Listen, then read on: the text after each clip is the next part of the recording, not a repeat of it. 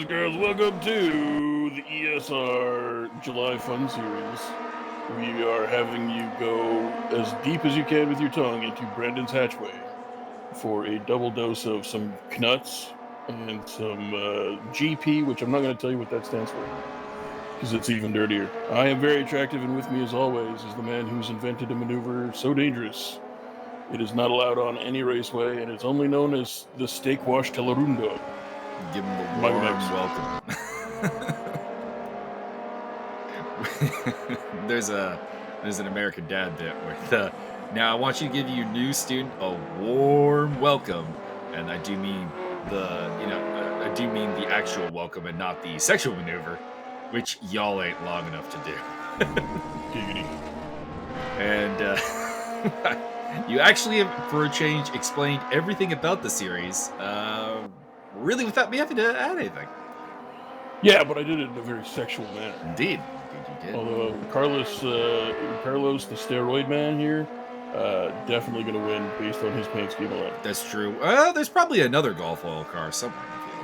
Carlos the Roidy boy. The fans of the channel are very aware that you will cheer for the golf liveries. Unreasonably so, yes. Matt Higgs abandoned the golf livery, and I was making fun of him. That's a very Matt Higgs thing to do. I feel like that's a terrible idea. He was like getting all offensive that I was like crapping on his livery. Like, you were in a golf oil livery, and then you left the golf oil livery for a martini livery, and Byron's not going to appreciate it. I mean, he did go from one of the finest liveries in the world to a booze sponsor. So, I mean, I'm not that angry. Kerry Arnaud, Don Belanger, Martin Evans, Bertrand Barrier, and Andrew D are the top 5 at the moment. Steve Davidson's up there as well. Good to see. This is an open server, so we're going to see some people that we don't know, some people that are not ESR members here. Like, I don't really think Twitch Zaboza is our guy, but he might be. There's a man called Vlug. Mauricio Delgado, Wayne Hutchison, and John Barker rounding up the top 10. We got Stanislav SP again. Welcome back. Stanislav Nedkov up in this business. Mm-hmm. We've got someone who's a big fan of 80s and 70s Formula One because Carlos Reutemann, I guarantee you that's probably not his name. But anyways, red lights, and we are on fire. Come on. This is a really long red light. Jesus, there we are. We're off. I think Carlos Reutemann may have gotten a penalty for jumping the start. But we are off here at the Brands Hatch Indy layout. This is the Brands Hatch with basically everything after Surtees, between Surtees and Jim Clark curve being removed from the track, basically, and replaced with a turn called McLaren's. So here we are through Druids with Martin Edmonds up the inside of Barrier. That is for 3rd position. They are bumping hard. Arnaud at the front, followed by Belanger. And somebody off at the back. That is Uwe Malberg. Rejoins in 24th position. Somebody else. It's not Yngwie Malmsteen? Nope, apparently not. Don Belanger working against Martin Edmonds. Edmonds trying to go around the outside of Jim Clark curve. And that is how short the lap is, by the way. We're already back at the start-finish line. Maybe these cars are just so fast you can't comprehend their speed. No, it's just a really short track. This track will consist of, 5 turns. 5 turns in total. Bertrand Barrier trying to attack Belanger for 3rd place. Whoa, boy! Giggity. Somebody completely losing it. It is whoever has the other orange car. Oh, it's John Barker! Oh, no! John Barker flipped it onto his side. The Nutses always bring out the weird stuff because they are terrible feats of engineering. Terrible as in terrifying and mighty, or terrible as in not good?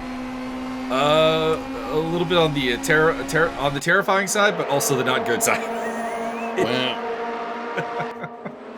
They just have too much power in one little package.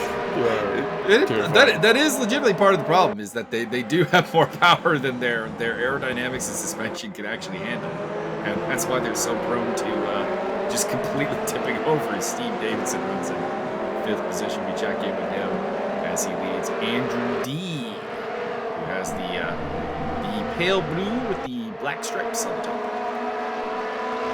To quote the Lady Galadriel, as great and terrifying as the sea, or as great and powerful as the sea. I can't remember. I fucked up that quote. Disregard. Disregard. RA working against. Well, I think that's a lapped car that they're actually working their way through. Somebody who's having a bad day. Perhaps V Venom, I'd guess. That's a good movie. V for Vendetta. V for Vendetta, yeah, indeed. Tom Hardy and Hugo Weaving. Yeah, I'm down with this. That would be awesome. The Venom symbiote goes on the V, and it's just Venom with that mask, just lurking through the shadows. I like it. I like this already. Make it a thing.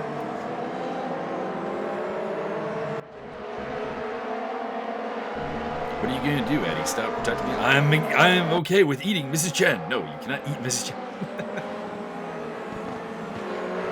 Steve Davidson in 5th position, having a pretty solid outing. You tell him, Steve Dave. Oh, somebody off in the background. That is Mike Vlug. Or Lug. Possibly the V being silent. I'm not sure. Vlug. Mr. Vanderfleug. Could be Vanderfleug. He's just shortened it. Don Belanger still running in 3rd place. By the way, shout out to Don, who's been hounding me in the chat, asking when this is going to be up. So, I appreciate that enthusiasm. It was up 2 days ago, Don. What the fuck? Pay attention. No, it's not.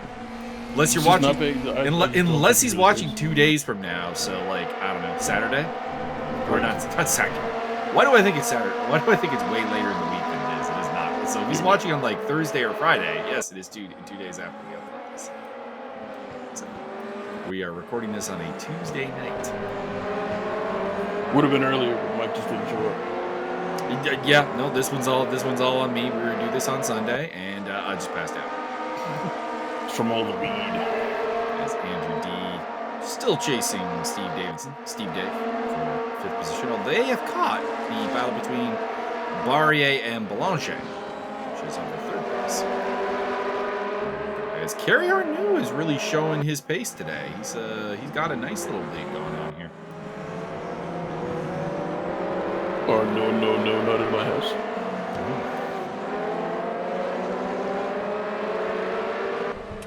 Not even sure what livery he's running because I can't quite make it out in the distance.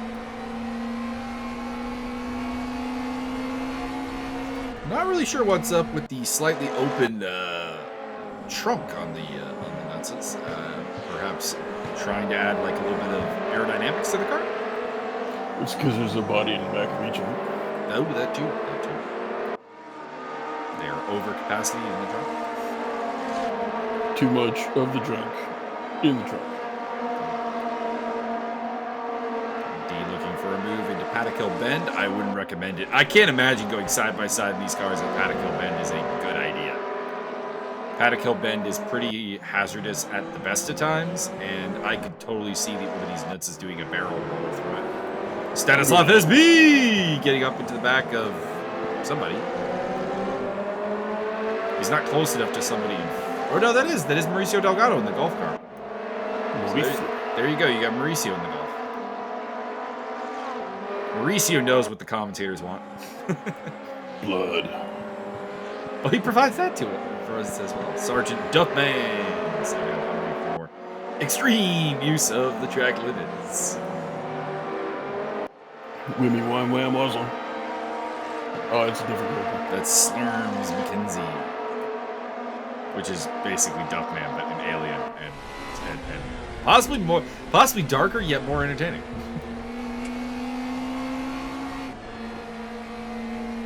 Because, I mean, the highlight of Duffman is Duffman cannot breathe. Oh, no. And, like, Slurms is like, you know, Party On is getting buried in a pile of rubble. Party On. Contest winners. Party On.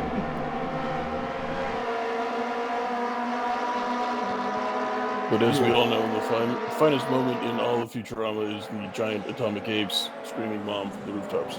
I mean, that is on the list, but really, I mean, Zapp Brannigan dominates the top 10. What about we must teach them our lessons of peace through violence? Through violence. Sir, I volunteer for a suicide mission, sir.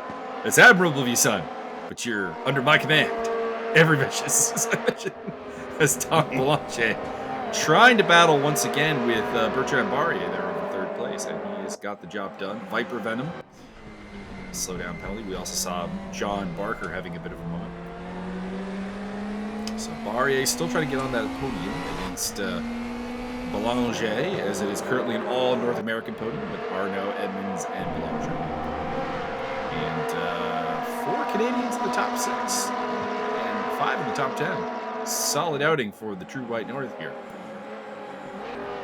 Giggity. Frozen solid?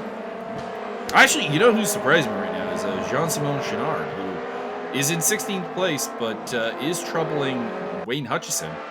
And we haven't seen Jean-Simon in quite some time, but he's been a historical ESR backmarker. So to see him mixing it up with a quality driver like Wayne Hutchison here is pretty damn impressive. I say this and he falls behind Blue, but, you know, Caster's Curse is Caster's Curse. Zach Wolf also having a pretty solid outing. Another guy who seems to be taming the nukes at least a little bit better than you maybe would expect. We have lost, I think we've lost Chirico for the race. I can't really make up. You're saying he has a firm grip on his knutes? Could be.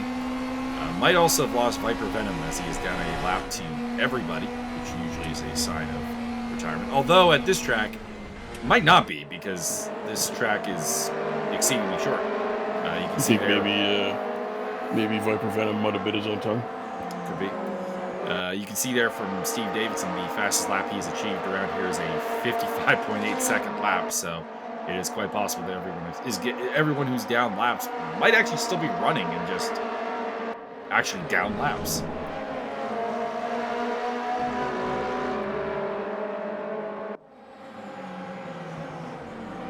Bertrand Barrier looking around the outside of Druids, nothing doing. Steve Davidson in the background. Andrew D doesn't seem to be quite able to stay with these guys, which is a surprise because Andrew D is quite accomplished. He's quite the delightful racer. He is. He's also given us some excellent camera work via race filters, some excellent screenshots, and also some interesting replay overlays that he's come up with over time. So it's a shame that we can't really make more use of it, but there is that. By the way, the multi-community event ESR Tugas and ESR Argentina are kicking off this Saturday with a multi-class event in the GTE and GT3 category. So if you've not checked that out, you might want to have a look. And we're looking for a nice big field there, multi-class racing. So you know, it's what everyone wants, and when they get it, they complain about it a little bit, but we're gonna go for it. Classy individuals only. Well, you're representing your community, so hopefully people pick classy individuals, not some of the rumors that somebody wants to. Multi-classy individuals only. Sorry, rumors about what? Well, I was talking about the death threat thing. So let's go. No, fuck that guy. We have a driver who was trying to join, who's known for being an incredibly poor sport, like on a level not before experienced in my sim racing. Oh no! Somebody in the wall there. Races. That's Martin Edmonds. No, Martin in the wall from second place and falling like a stone. He wasn't under pressure or anything. He just lost the car. Might have hit the curb a little bit too much. I'm not sure what happened. Mind you, he was coming out of Paddock Hill Bend, which I did say hazardous at the best of times. And in these cars, I'm surprised honestly that we've seen most of them navigate it relatively okay. Stanislav SP in a fight for 6th place against I'm not even really going to try and say that name. I'm sorry. You're not an Steve ESR. Davidson. You're not an ESR member. I'm not going to try and grasp a double ZS start the start of a day. And Martin Edmonds is getting back to the field. Back on board with Steve Davidson. Now in 4th place. Now with a podium in sight. Andrew D's closed up a fair bit. He's in this fight as well. And up ahead is the race leader, Kerry Arnaud.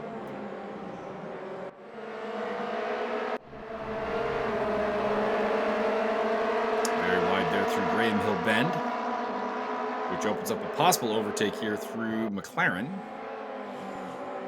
for Andrew D. But he's on the outside of the Jim Clark curve, so I think that'll be Davidson prevailing on this particular occasion. Plenty of time left. Is the Jim Clark curve some sort of educational standard? We had to hold it back a grade. You just didn't make it past the Jim Clark curve. No, so actually Jim Clark recently had a video done by Aiden Millward, which if you're not familiar and you enjoy racing history, check out Aiden Millward on YouTube. It's fun times. He is the only person in Formula One history to ever score every possible point in a season. He got 1st through 17th every single time? No, he so back in the 60s, which is when Jim Clark raced before his unfortunate demise. There were drop scores, so it was like your best 9 races actually counting, and he won 10 races, so he had a perfect score. Well done. Oh boy, Carlos Reutemann rolling in the background.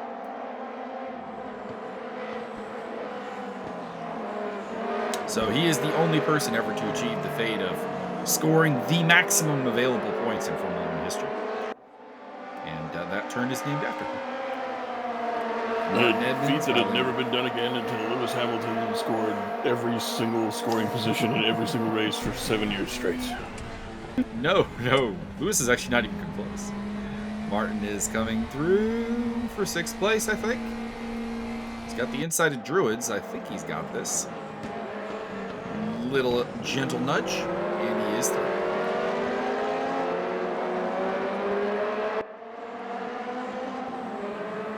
So when people talk about best driver in F1 history, I think Jim Clark is a guy who should really be in the mix a lot more than he is. I get it, he's only a 2-time world champion, but also had a relatively short career. He only raced for 2 weeks. This is so weird having my J key not working properly on this keyboard. It's a weird key to lose, honestly. But yeah, Jim Clark raced from 60 to 68, so that'd be 9 years. Very nice. And indeed, in 1963, he scored 1, 2, 3, 4, 5, 6, 7 wins. And since it was only your best 6 results, I think, he actually ended up dropping. He scored 73 points in the season and dropped that number to 54 in the official ranking. So, dang. That's the second most points ever dropped in Formula One history. And I think the only person who's ever had to be like, yeah, I won that race and it doesn't count towards my championship total.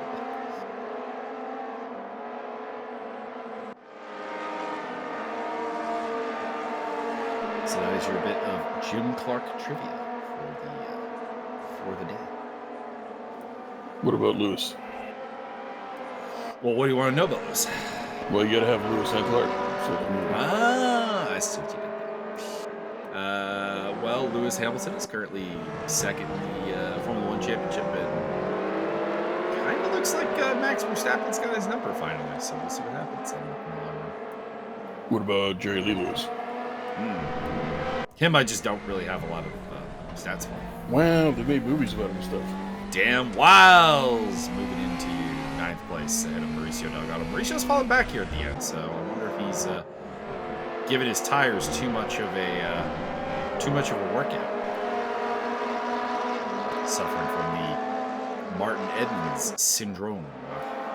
Bummer neck. Andrew D trying to get through there. So I think I can confirm that Viper Venom and Tripico are both out of the race because Tripico's gap to Venom has remained the same for like the longest time, and Viper Venom is losing laps. So I think we can safely assume those two are out of this race. Well, with a name like Viper Venom, I just don't real have hopes for any kind of longevity, because those kind of people are usually, shall we say, slightly spasticated. Tends to be a little bit of the case, yeah. I believe it was the Royal Canadian Air Force that did a sketch about some online troll or hacker type person who went by XX Lord Viper, Lord Shadow Viper XX420 or something like that once.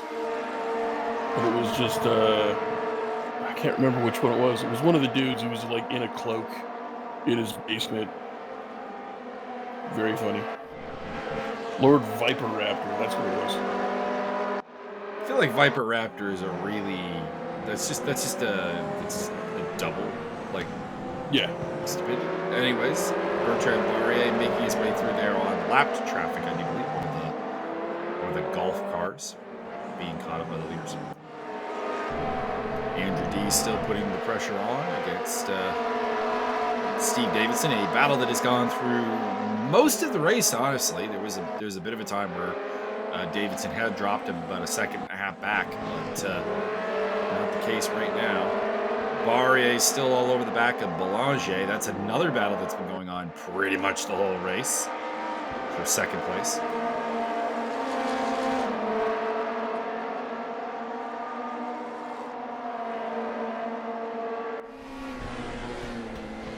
Oh, I suppose the other thing to say about Jim Clark is he is the only natural Triple Crown winner in motorsports history. Has there been an unnatural Triple Crown winner?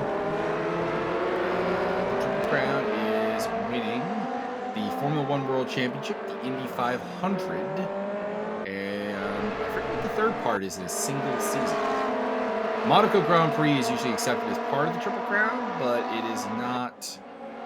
It's not possible to do the Indy 500 and Monaco at the same time because they take place on the same day. That would be very impressive. Dang.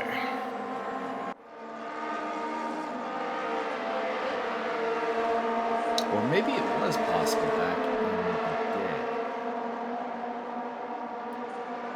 Let's see.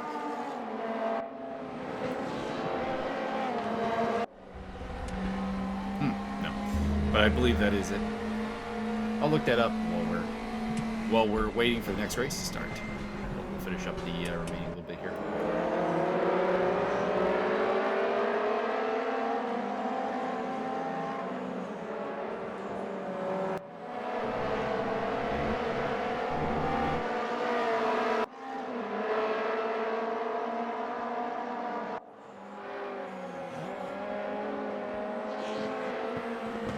Pardon me, it is Graham Hill that actually has the Triple Crown. So I was mistaken. Wow. And the Triple Crown is three of the following: the Indianapolis 500 winner, the Le Mans 24-hour winner, the Monaco Grand Prix winner, F1 World Champion. If you can do three out of those four, you are the Triple Crown. And the only person who have done it is Graham Hill. Who oddly enough lived in a valley. A number of other people have done it twice, including three people who are still active in the world of motorsport right now. Although technically Fernando Alonso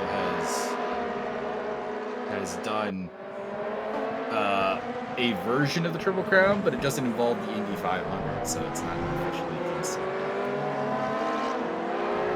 But he is a Le Mans 24-hour winner, twice Monaco Grand Prix winner, and twice world champion of F1. And 7-time world go-kart phenom.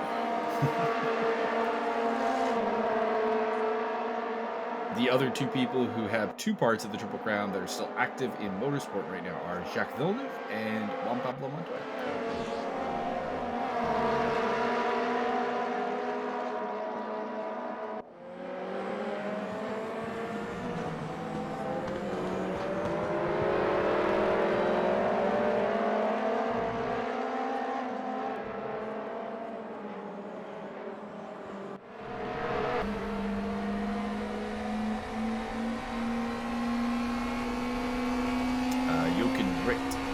done 3 out of the 4. But with no Indy 500 is not considered a Triple Crown.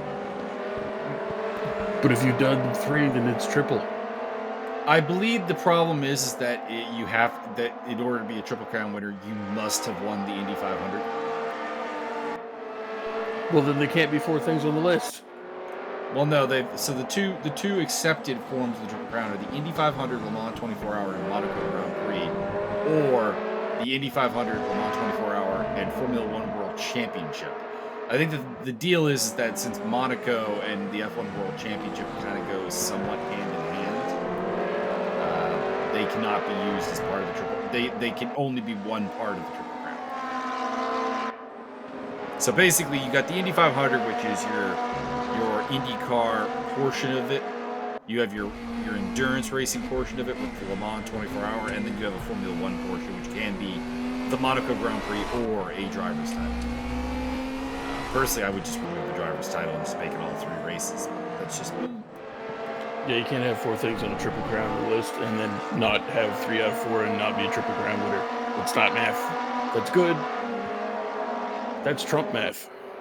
Well, okay, we can differentiate then. There's the Triple Crown, and then there's the Grand Slam.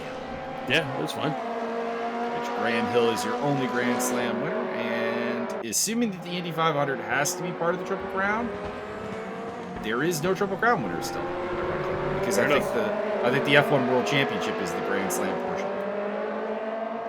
You just wait until I win the Quintuple Crown.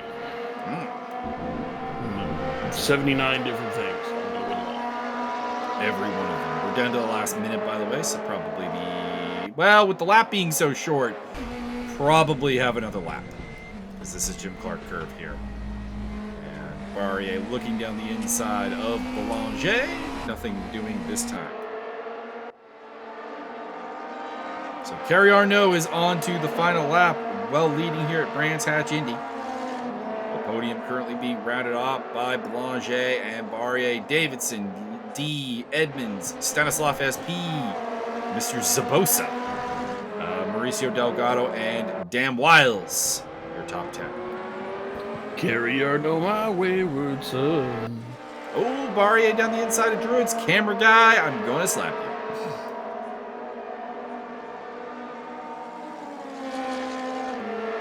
you. Damien King Carrot Jensen. That is a good name. I like that name. It's right up there next to Emperor Broccoli. She was part of a production in high school. It was called Queen Broccoli. It was fun. You vegans and your corruption of the minds of the childs.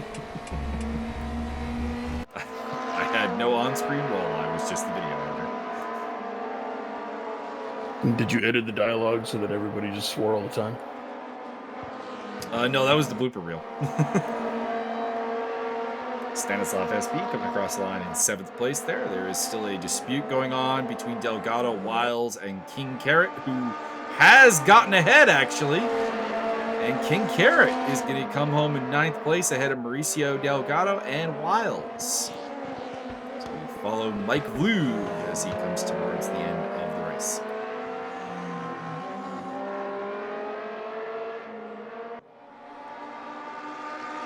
Looks like down the stretch we lost Carlos Reutemann at some point. Possibly Jean-Simon Signard. He might still be running. I'm not sure. Sergeant Duffman is still running. But there are your final results. Looks like Chenard did actually finish the race, so there you go. Didn't get a DNF anyways. Arnault, Barrier, or pardon me, Boulanger, then Barrier, Davidson, D, Edmonds, SP, Zabosa, King Carrot Jensen, and Mauricio Delgado, your top 10. We are moving on to the full Brands Hatch layout, which will be longer and with faster cars in the Formula 4 Tatus built versions. Was this about Fernando Tatis? Tatus. So the Formula 4s, for those who are unaware, are open wheelers. Think of them as mini Formula 1 cars. It's what they are. Same principles and everything go into them, and much slower, obviously. Looks like we have a splash screen here to deny us the action because I can hear the cars, but I can't see them. There we go. Back in here with qualifying for the Indy Brands Hatch, the Brands Hatch Grand Prix layout. There you see the Formula 4 cars before you. I think there is a Golf one. We'll see if anyone's running it. We've been joined by Jeff Portwayne. Oh, Port Wayne. Port Wank, my bad. Make fun of what might be the guy's actual name there, Port Wine? Port Wine would be a good one. There's Kerry Arnault, currently in 6th place. Race 1 winner here in the Nutses. Oh boy! Yeah, boy, yeah. That's what I'm talking about. He ends up back in the pits off that. Zabosa is back. Looking to see if we have any new names that are worth mentioning based on their prior track record. Not really. The only new face it looks like might be Mr. Portwayne. Belanger was here. Barria was here. D was here. King Carrots was here. Stopinski was here. Stopinski doing notably better. So it looks like the Formula 4s are much more to his liking. Stanislav SP in 10th place. So the lap times here now more like a minute and a half after being under a minute for the Indy layout.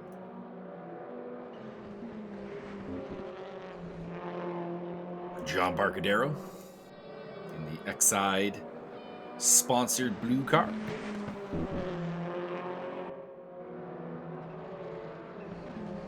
So coming into this race, I feel like the championship is actually decided. Dom Belanger has taken 3 podiums in 3 races.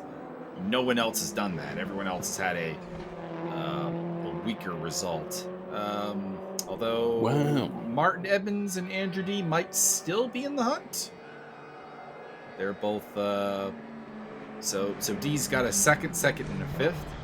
Edmonds has got a 3rd, 1st, and a 6th. So he might still be in this, but I think the all the power is in the hands of Dom Belanger, and it's probably not helped by the fact that he currently is on pole and Edmonds is down in 8th and D is down in 4th.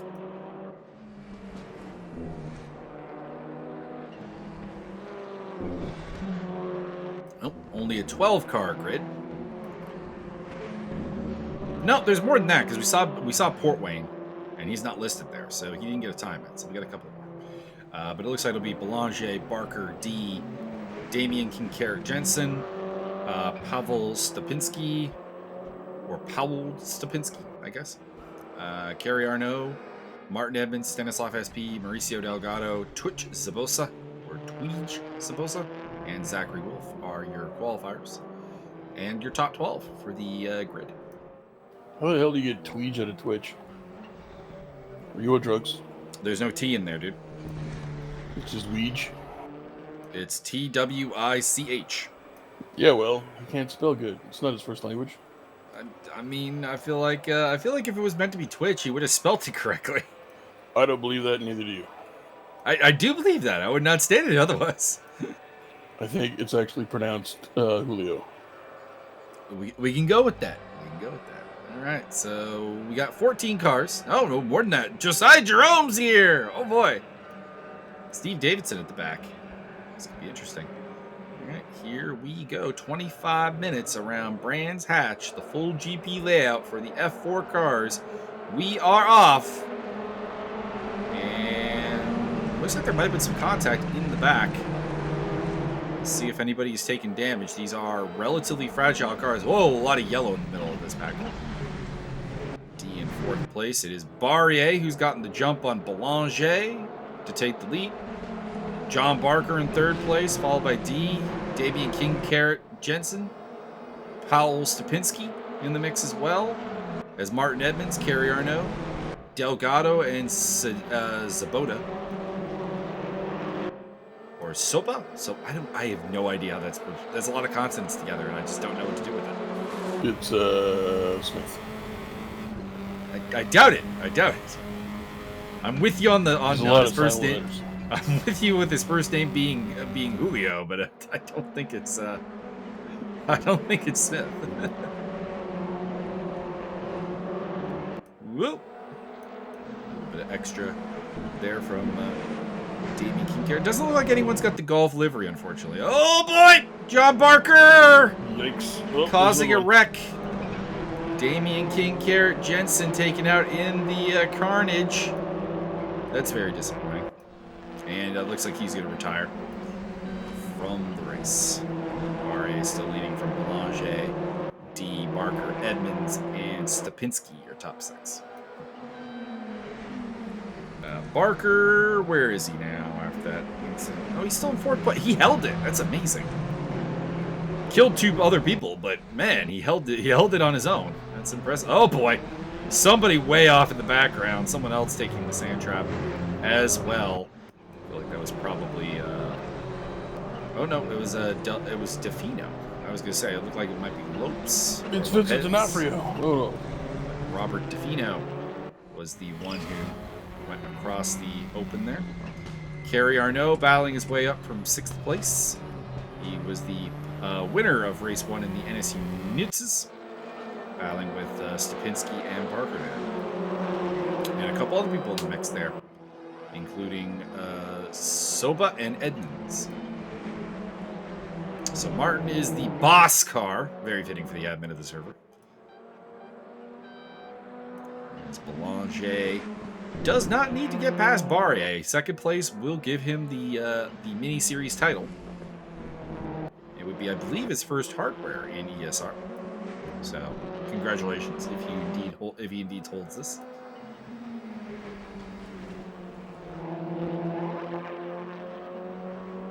Barrier looking to get himself into the top 3 in the standings. Never gonna happen. He's too short. We'll see. He'll never make it out of the thing. Oh no! Somebody sliding off there. That might have been John Barker. That was the John Barker livery. It is John Barker falling down the order.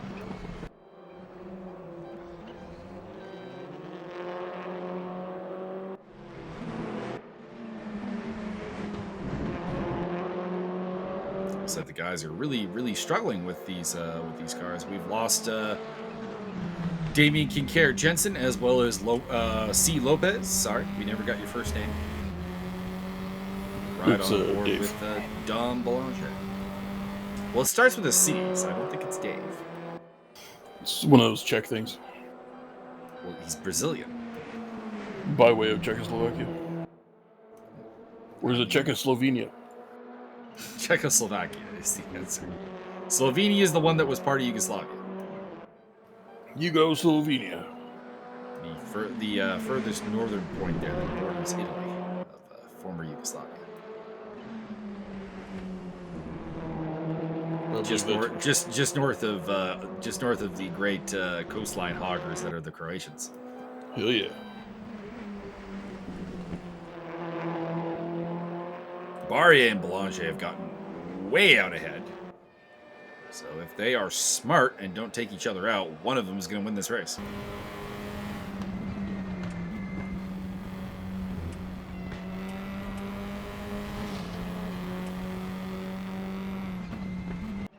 I'm being asked to give an opinion on some incidents. I will do that right after we do the commentary here. They're all guilty. Go to jail. And before I do my Mean Machine Baseball tonight. The beatest of machines.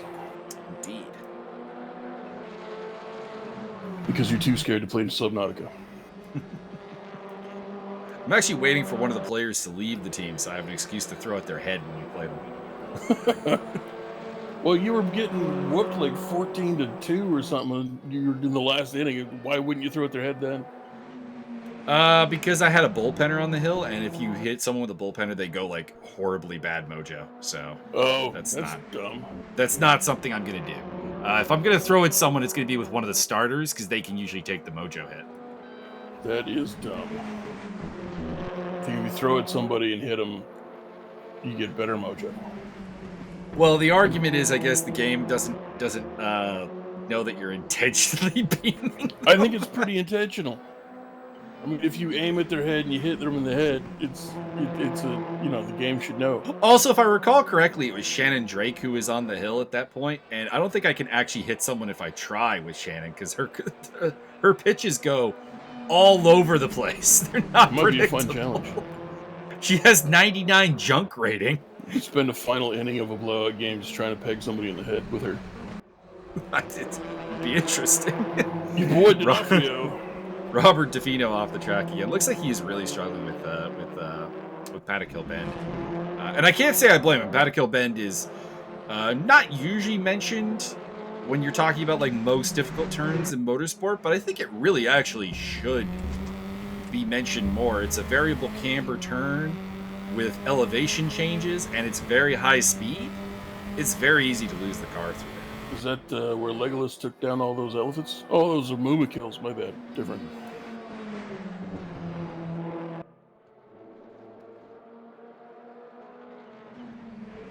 So, I think it deserves to be mentioned in the rarefied air of like Eau Rouge. Somebody off again. That is Jeff Portwain in the wall. Whenever I see someone named Jeff in sim racing, I'm just like, man, whatever happened to Jeff Lees? Those who do not know, Jeff Lees was a big name in junior Formula racing, and his F1 career was really disappointing. And I don't necessarily think it was his fault. It was just one of those cases where like he never got a like properly funded team to give him a shot. It was just kind of like, here's this pile of shit, go drive it. It's kind of like Perry McCarthy's career, the original Steak Dare in F1, where he basically has a book about it where it's like driving in Formula One while my team is trying to murder me. He drove for the Andrea Moda team, which is by default, I think, the worst team in Formula One history because they actively may have been trying to kill their driver. Whoa, wouldn't that make them the best? So for some background, he drove on the team with Roberto Moreno. And in one of the races, Moreno had gone out and smashed, had gone out and had a transmission failure. Like the transmission broke in his car. So he comes back to the pits, they work on the car, he goes back out, and then Perry McCarthy goes out and goes, I think the transmission is broken. And his pit crew chief is like, yeah, it's the one we took out of Moreno's car. I'm like, God, Jesus Christ. John Barker fighting against Stanislav SP, as well as, I believe that is Mauricio Delgado in front of him. In a battle for 8th place. So Barker, we know Barker has pace. He was running in the top 4 for quite some time. I think he qualified there. Had some incidents, and is now trying to come back and salvage a quality result here. So I feel like he's probably faster than both SP and Delgado. But being faster is one thing. Passing is a complete other thing. And we've seen many, many examples of that throughout ESR history where a faster driver, either by reputation or by proof of qualifying and speed, has been unable to get past a slower driver. So we'll see if John Barker can make that happen. Josiah Jerome in 11th place. Zach Wolf having a solid outing in 12th. Just throw some nails in his tires. It'll be fine. We'll see if DeFino is still running. He was in the pit lane, fell down a lap. We'll see if that gap grows or stays the same, because it would be very impressive if he pitted and is still going to soldier on and get that result. And if he is, I give him a tip of my hat. Well, tip of my headset, I guess. Don't break it. No, I don't want to break this headset. It's a pretty good headset. The only complaint I have is it's a little bit lacking in range from the actual receiver. So if I go to get a snack or something, it cuts out, which is a little bit, which was not a problem I had with the Logitech headset, which could make it all the way to the bathroom. Delightful. And all the way for laundry. So when I was like flipping my laundry over, I could still hear you guys. And we did nothing but relentlessly talk shit about your weird nostrils. Mostly you guys just talked about how I was burning my laundry. Well, I gotta go throw up my laundry, and I didn't understand why you were throwing up all over your clothing. Throw my laundry in, thank you very much. Sure. Whatever, I'm not here to judge. Except I am. I don't make a habit of competitively vomiting on my laundry. That should definitely replace the hot dog eating contest over here. really should. It really should. The Laundry Vomit 5000. Boulanger, I think, feels like he's probably quicker than Barrier here, but Barrier is covering him off. Also, you know, Boulanger, not for nothing, he's got the trophy to think about. He is leading. He is looking to punch his ticket to that sweet ESR hardware. And he doesn't need to overtake Barrier to get it. They're well clear of Andrew D. 8 seconds plus, almost 9 seconds. Stupinski is keeping D honest with a good fight for third place. Arnaud in 5th, then it's Edmonds. Edmonds is the one he has to worry about the most. And then there's Davidson, Delgado. Barker has gotten past Stanislav SP. That happened off camera. Josiah Jerome looks like he doesn't really have a great deal of pace in these Formula cars. Maybe not his cup of tea. Can't remember him in an open wheeler in recent memory. Boulanger to the outside of Druids. That's not really going to happen. As a general note, one does not usually get an overtake around the outside of Druids. The inside is definitely the place you want to be there. Boulanger now has the inside and coming into McLaren. No offense to Paul Stupinski, who I really like that livery. It's a very nice livery. But I'd like to see the battle for the lead, please. Because apparently Boulanger's gotten ahead of Barrier. There we go. Pardon me, this is not McLaren's because we're doing the full layout. That was Surtees. Same turn, just slightly different holding. And Barrier gets back in front. Heading into... That would be Hawthorns and Westfield, Sheenker, Dingle Dell.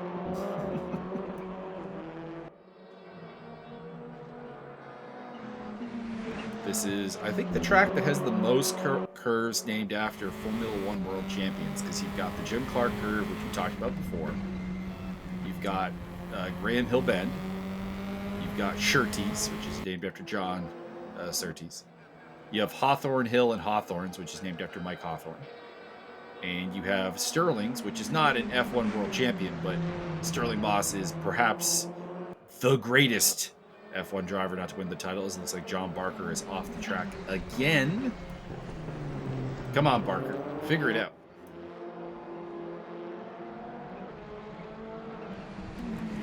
Boulanger still in second to Barrier with a little bit under halfway to go.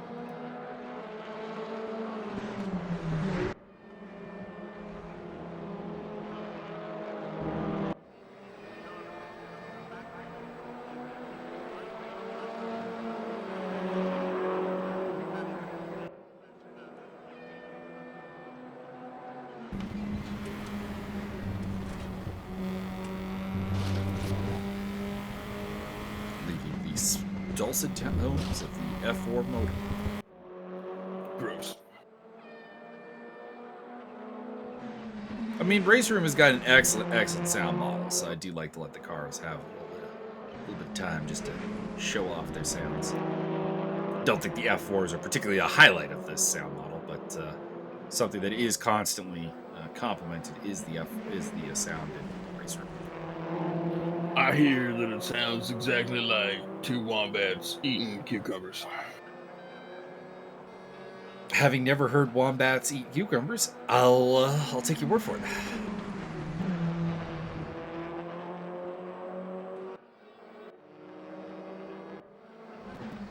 Problems for Josiah Jerome.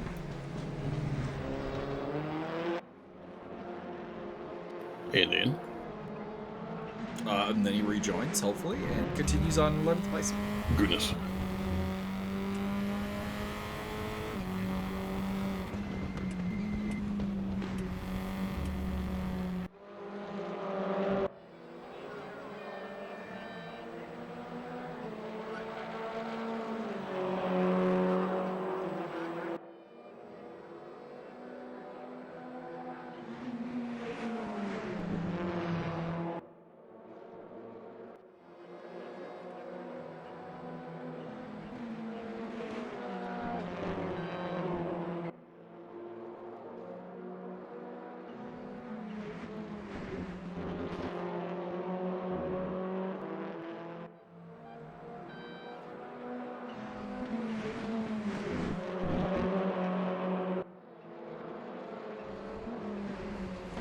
seem to recall something about tattoos being Canadian, but I'm looking at their Wikipedia article, and it is an Italian company, so I'm not sure if I'm confusing it with a different car manufacturer. I believe they are all made in Botswana. Probably not. I don't think you would really want to make racing chassis in Botswana. Wow, racism. It's not so much racism, it's just that the lack of solid logistics network. Wow, industrialism. There you go. The only color I see is green, sir. I work in accounting. Follow the money. Correct. Speaking of money, on the last lottery, I won $20 and a free play, so now I have 5 tickets. Nice. Not as nice as my win on Dustin Poirier of $875. Well, I'll see what I can do about topping that, but no promises, because it is the lottery. Mm-hmm. I mean, MMA is much a lottery when it comes to betting. You got to find odds that don't make any sense based on the objective reality of the fight. Mm-hmm. Put the appropriate amount of cash in. Apparently, Kurt Angle was trolling Conor McGregor. I didn't look too much further into it, but I certainly can. Ronda Rousey was talking about how, my God, the professionalism of Conor already hyping the next fight while sitting there with a broken leg. I'm like, that's one way of looking at it, I guess. Sure, if you're a complete retarded loser, that is definitely the way to go. If you're completely unconnected with reality, I guess. People are debating about whether Conor McGregor can still draw, and I'm like, he probably still can. Mike Tyson drew. Yeah, 2 more fights after. Well, I mean, Tyson still draws, even though, like, I mean, does anyone really want to see that? There is a certain, the fact that he's uploaded a lot of like demonstration, like impromptu demonstration type stuff, and training to compound the fact that he said he never wants to really train again because it really unleashes the monster. You know, it unleashes all the worst things in his life have ever come because of, you know, physical violence. Yes. And so the fact that he was training again, and the fact that he has put up clips, or other people have put up clips of, like, hey, Mike, how do you do the thing? And he's like, oh, let me show you, in jeans at 50 years old, and he's still faster than...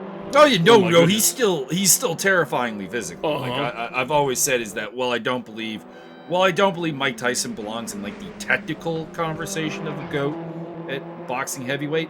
Physically, no one. Yeah. There's no one. It's not a GOAT debate. That is the physical GOAT. So there is that aspect of, that's why Tyson to this day still would draw against anybody. You could like, oh, this is a total bum. He's up against a complete abject bum.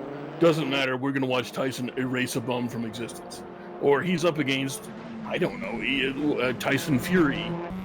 Well, could he? Maybe. Probably not. But we're gonna all tune in to find out. Whereas Conor McGregor is a bum. He hasn't won anything in forever. He clearly was getting beat to death in that fight that happened on Saturday. I don't come down on the side of the being beaten to death. Like, at the time of the stoppage, the fight was definitely turning very, very against him. And of course, Conor's tendency to not have a tremendous amount of cardio after round 1 leads me to believe that had that fight continued, Poirier would have won. Like, I mean, like, if I'm putting odds on it, Conor is, after the first round of that fight, probably somewhere around like a plus 500 underdog. Yeah. But I don't, like, there were people who were like, no, it's a 10-8 round. I'm like, I did not see a 10-8 round. No, it wasn't a 10-8 round. It was a 10-9. If you remove the first minute of the first round, sure, that's a 10-8 round. But, you know, homie got offense in. That's not a 10-8 round. Yeah, like there was something there. I got. I mean, case in point, his leg probably snapped from a kick that he threw that got checked. Yeah. I got the quote here. I got the tweet from Kurt Angle. It says, so, the notorious MMA broke his freaking ankle this past weekend Big deal. I break my ankle all the time. I broke my ankle this morning, and I'm jumping around right now. I even won a gold medal with a broken frickin' neck, too. Oh, hang on. Belanger looking down the inside of Surtees. Could he win a He's gold medal? got it, but we saw Barrier out drag him to Hawthorne's last time they went down this straight. And we'll see if he can do it again. It looks like he's going to do it again. So it looks like Barrier is running a bit more of a straight line speed setup than Belanger. It just looks like that Hawthorne straight is just his. And I mean, that's the problem, is that with Hawthorne's with the Hawthorne straight, or I'm not sure what they call it, Pilgrim. Pardon me, the straight, I don't know what the straight is called, and it's not on this track map. But like Pilgrim's Drop, Hawthorne Hill, and all that. Not having the ability to compete there is going to limit the overtaking opportunities, because it really compromises Hawthorne Bends as well as Surtees, which are two excellent overtaking zones around Brands Hatch. Was this about Xerxes? But anyways, continue. Oh, that was action has. Okay. Yeah, I mean, if anyone can make fun of Conor McGregor for the physical ailments and so on, it definitely is Kurt Angle. Correct. Man had an entire whole fucking career after, crippling spinal damage. After being crippled, yeah. It's mind you, probably some steroids involved in that. No. But, oh yeah. Maybe. I mean, let's put it this way: when the WWE lets you go for like substance abuse, it's a problem. It's definitely a major concern. Because that is how we ended up in TNA for that time period. Was the WWE is like, we know you can still draw, we know you can still wrestle, but my friend, the wellness policy is like the wellness policy has to have something to it. We can only wave and hide so much. Mauricio Delgado spinning out at Paddock Hill Bend. There, he drops down to 9th place in the order.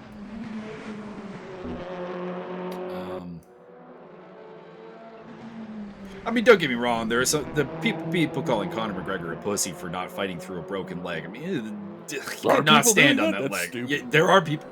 That's abjectly retarded. You should shut up and go live with Conor McGregor, because obviously, oh yeah, you're just as dumb as he is. Right now, MMA social media is full of both problems here, where it's like there are people that just want Conor to die, and I get that. I feel that. But like there are some dumb ideas coming around, and there are some dumb defenses of Conor McGregor as well. I mean, for one thing, he's Irish, so no can defend. Yeah. There was an interesting one. He's in a Twitter war with RDA for reasons. And I'll to be fair, RDA started it. But people are like, RDA, shut up. Conor McGregor made you. I'm like, dude was a lightweight UFC champion before Conor McGregor was ever rumored to fight him. Like, this is objectively stupid. Like, they never fought, even. Like it doesn't work. Correct. Like, if you know who Rafael Dos Anjos is only through the fall apart Conor McGregor fight, I think you're alone. Like, yeah, there's almost nobody in that boat. Like, I think if you only know Conor McGregor, you don't even know who RDA is. Correct. Like, I think that's a bigger boat.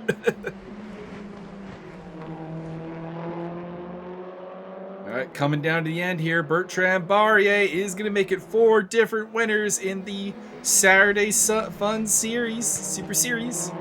Super Serial. Leading home Dom Belanger. But Belanger is your champion. Second place here today.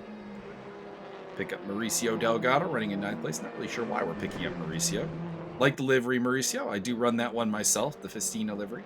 I'd pick up Mauricio. I hear he's pretty attractive. Oh boy. Someone in the yellow-black car is having a really bad day. Seen that car off a couple of times, so either it's multiple drivers with the same livery, or it's the same guy that's been going off all day. Be a bit disappointing if it is the latter. So we are going to get 13 cars to finish here. Oh boy, Jeff Portwayne. Pardon me, 14 cars. Portwayne's still running.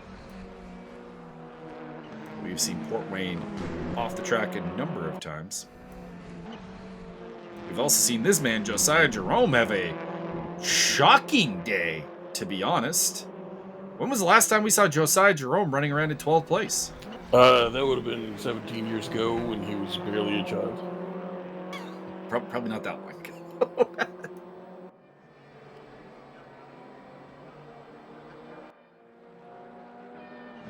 Josiah Jerome ain't been south of 5th place since he had 5 whole frames per second. And for those who do not recall, Josiah was legitimately running on like 10 frames a second for it was a bad chunk of time. That laptop he was running off of was really bad. It also fell apart on him mid-race in the academy. At least 3 times. There's 2 that I can remember distinctly. Monitor fell off. I want to say it happened 3 times. So Barrier, your winner from Belanger D. Stupinski, Arnaud Edmonds, Davidson, Stanislav SP, Mauricio Delgado, John Barker, Saboza, Jerome, Wolf, and Port Wayne, your finishers. We lost Defino, Lopez, and unfortunately Damian King Carrot Jensen. Love that name. He is with Tukas, so we might see him in the multi-community event. Here's hoping. And our overall championship goes to Don Belanger, 112 points, to the 97 of Andrew D, 86 of Martin Edmonds. Bertrand Barrier on 76, and the lowest of the race winners, Kerry Arnaud, 49. Then it's Mauricio Delgado, John Barker, Jesse Hampton, Wayne Hutchison, and Steve Davidson, or Steve Dave. Of course, the number of people did not count in the rankings because if you don't have a race app, you are missing from the standings altogether. For example, I see that Mr. Damian King Carrot Jensen is missing, unless he might be Jimmy L here.